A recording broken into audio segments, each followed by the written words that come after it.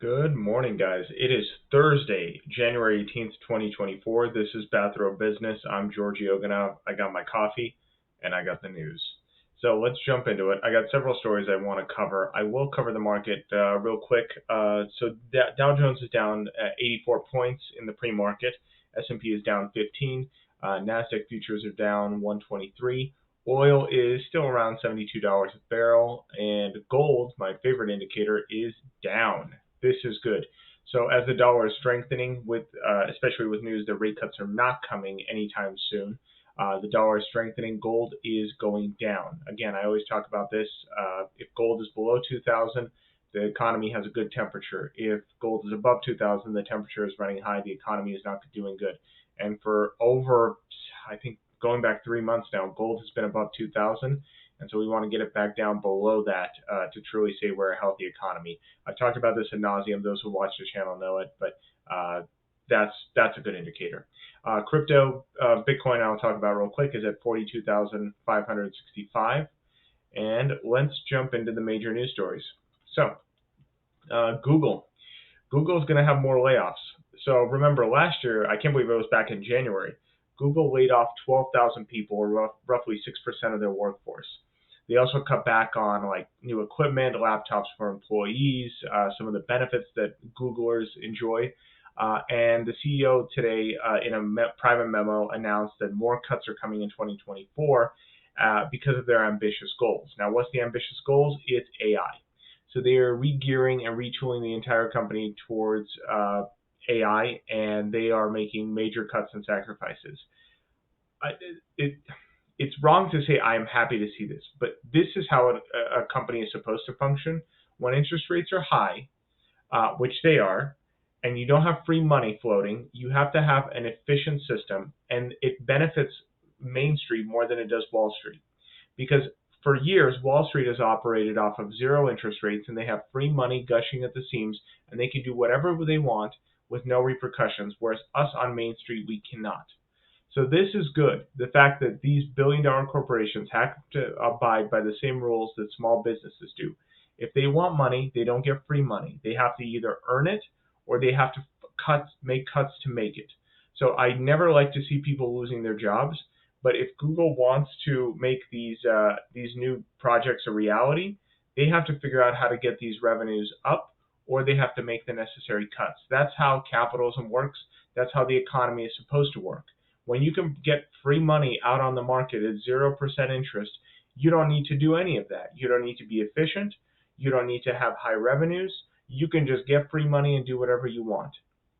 When interest rates are high, they have to make sacrifices, they have to make choices, and they have to run their companies efficiently. And so I think while this is terrible for the people that are losing their jobs, this is good for the economy, and this is how the economy has to function. Because no one who owns a small business like I do can just go out and get free money and say, oh, I'm just going to invest in AI now. Oh, I'm just going to have an in-house lab where my employees can experiment for tens of thousands of dollars a day. And maybe something will come of it, maybe it won't. It's a lofty dream. It sounds great, but unfortunately, at a certain point, the rubber has to meet the road, and we have to run an efficient company. So this is good. This is why I push for high interest rates, and this is why we need high interest rates. Because if we start cutting interest rates, we're going back to the old way, where Wall Street has a printing press, and they can do whatever they want. These billion-dollar corporations can do whatever they want, but us on Main Street get screwed. So I want interest rates high. I wouldn't mind if they go higher. Sorry for that rant, but I think this is very telling of the times. So that's the first major story of the day. Next story is Apple. So I reported last month that Apple's new iWatch, that's what it's called, right? The iWatch was blocked because of a patent infringement with, I believe the company is called Masimo. So Masimo made a blood oxygen meter and had patents on the technology. And Apple released it with their latest iterations of the watch. Masimo had sued and was able to get injunctions and blockades on selling of the watches entirely. Apple could have avoided this. Again, this is another billion-dollar corporation that thinks they can do whatever they want.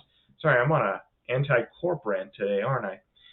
But yes, Apple could have avoided this by paying a licensing fee or even making the necessary settlements or appeals. They did not do any of that, and so the judges gave them an injunction and blocked sales of the watches. That has now been reversed by a different court, but only reversed in the fact that they can sell their watches, but that feature has been disabled. I think Apple actually totally deserves this treatment. I think that this is clear patent infringement. To give you an idea of how we can be so certain, Apple had hired two of Masimo's employees with direct knowledge of the patents and the manufacturing of the devices. So Apple hired Masimo's chief medical officer, Michael O'Reilly, in July of 2013, and chief technical officer, Marcelo Lamego, in early 2014. So they literally hired hired people from the company that make the oxygen meter, and then have a patent have a product that is directly like Masimo's product. So it directly infringes on their patent. Now verified by multiple courts. No one's denying that the device, whatever device or technology is in the Apple iWatch, is the exact same one that Masimo has. No court is denying that. They're just trying to find loopholes of how to weasel out of the payment that they owe Masimo. So no court has denied that. The patent office has not denied that. They have those employees in their employ that help build this device. This is clear patent infringement, and I hope Apple does have to pay out for this, because this is another example of the big guy picking on the little guy. And I'm glad if the courts side with Massimo on this one. I'm ready to fight today. I'm in an angry mood. Next story is about Twitter, X, whatever you call it. I still call it Twitter. I don't really use it, so I couldn't tell you. But X and Twitter. So Musk is pushing forward with the Everything app, right? The app that is kind of like WeChat in China, where it's social media, it's payment, it's Uber Eats, it's Uber, it's everything in one. So I thought that this idea was kind of dead, especially a few months ago when there were even talks that Musk is either going to shut down Twitter or sell off Twitter, but I guess he is not. But we know Elon Musk, he tends to be a bit bipolar, jumping from one extreme to the other. But he is still pushing forward with the payment processing on X. So Utah, actually, our home state, we're proud of it. Well, I don't know if we should be proud of this. I'm not against it. It is what it is the 15th state in the United States to greenlight the company's plan to offer payments. So it was granted a licensing is in money transfers here in Utah. It's the 15th state, so he's got 35 more to go. I do wonder if it will be have a soft launch where some states will allow it, some states won't. That could very well be, or if he's going for the full 50, that is kind of above my pay grade and above my knowledge of money transfer licensing. But he is moving forward. Now, the interesting component of this is he also keeps talking about how he's going to revolutionize payment processing. It's going to have some sort of crypto integration. There keeps being hints about crypto in one form or another, but the company isn't being clear in what capacity. It is my suspicion that it's going to be based on blockchain technology. Not necessarily is it going to be Bitcoin or Dogecoin or Ethereum based, but that it's going to use just traditional dollars just built on the blockchain. That is what I would suspect he would do, just simply because I still don't think cryptos have widespread adoption among the greater population. Now, you could say that, well, this technology could be the way that it's pushed forward, possibly. But honestly, I feel like Bitcoin specifically, has become a financial tool, and especially with the ETFs coming, I feel like it's a sophisticated investment product more than anything else right now. It's people invest in crypto, people invest in gold, people invest in stocks, people invest in bonds. People don't trade a lump of coal at their local gas station. People don't give you a stock option, a stock certificate whenever they go to the grocery store. So I don't think it's going to be Bitcoin, just because I think that Bitcoin has evolved beyond what it was supposed to be. But I could see this easily being crypto-based in the fact that it's going to be on the blockchain. There's still no announcement of when this is going to launch. Remember, Elon Musk likes to overpromise and underdeliver. I mean, the Cybertruck took like 5 years, I believe, to actually roll out, and even now it's barely into production. You can't get certain features, you can't get the premium products. So even after 5 years, it's not really a full launch. It's still a soft launch. The video's running kind of long again. So last story, I usually try to stick to U.S. news, right? But there's major international stories that I do like to cover because of their effect on the greater economy. So China, the Silk Road Initiative is no secret. China is pushing forward with the Silk Road Initiative all across the Middle East, Africa, and South America. This is a major news story, is that China widens South America trade highway with the Silk Road megaport. So a $3.5 billion deep water port is set to start operations later this year that China has built outside of Brazil. Over the last 10 years, Beijing has unseated the United States as the largest trade partner for South America, devouring its soy corn, and copper.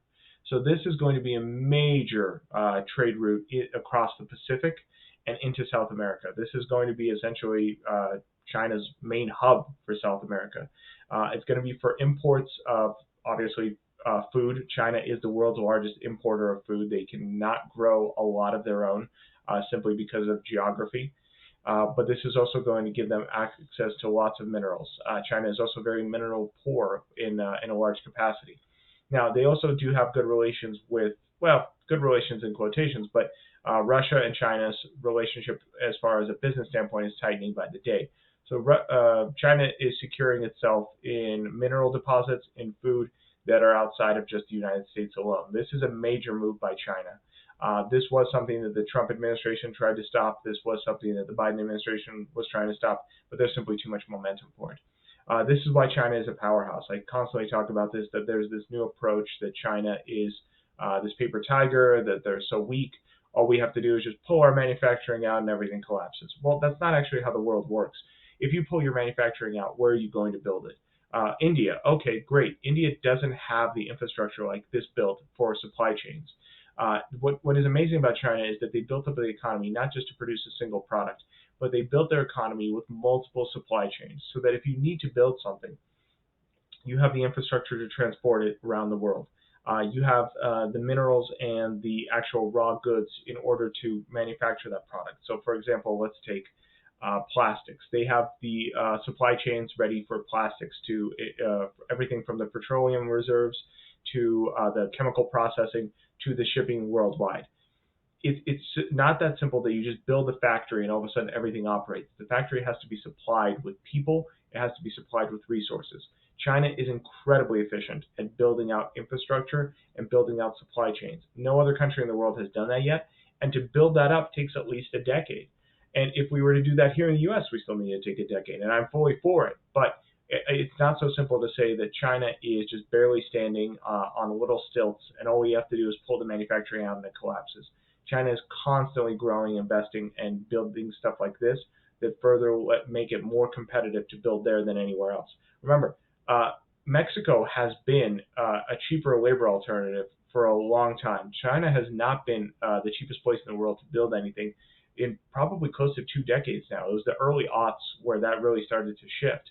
Now it's because of their efficiency that they're able to maintain their production and why so much manufacturing is still going on there. That's the last story of the day. I got to get to work. I will see you guys tomorrow morning, Friday. Hope you guys have a productive day.